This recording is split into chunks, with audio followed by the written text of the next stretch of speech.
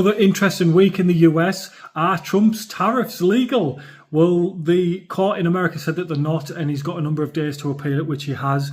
But apparently he's got another way in which he can impose the tariffs legally. He's just put 25% on metal imports, which will affect China and maybe the EU as well, on steel and aluminum, or aluminium if you're English.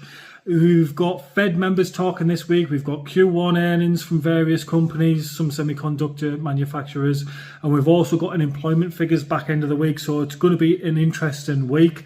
Apparently, Japan is set to possibly increase their interest rates, which can affect the global economy massively. And they're also a big holder of US debt. So an absolutely cracking week coming up.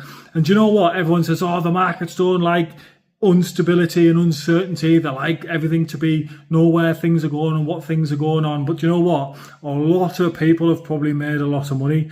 And do you ever look into US politicians and their investments? Because they outperform the S&P 500 and they outperform a lot of the ETFs and the investment funds. And it makes you think, I wonder why that is and I wonder how they do it. Well, basically it's all insider trading, and or they know that policy's incoming. And basically they're the people to watch, aren't they?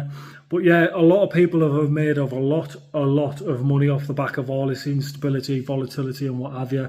So if everyone's whinging, there's somebody out there that's made an absolute mint. And like Trump said, it was a time to buy, and it was a time to buy a few weeks ago.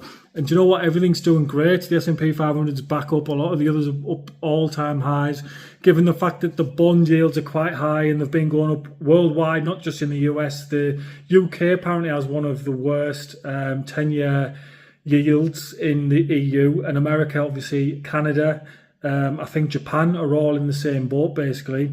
Probably America have the highest one. I think theirs has gone up 30 basis points or something, but the UK's has gone up something like 15 on the 10-year.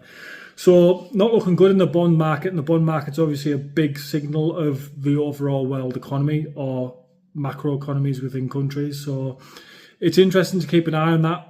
It's a backdrop of what the stock market could do.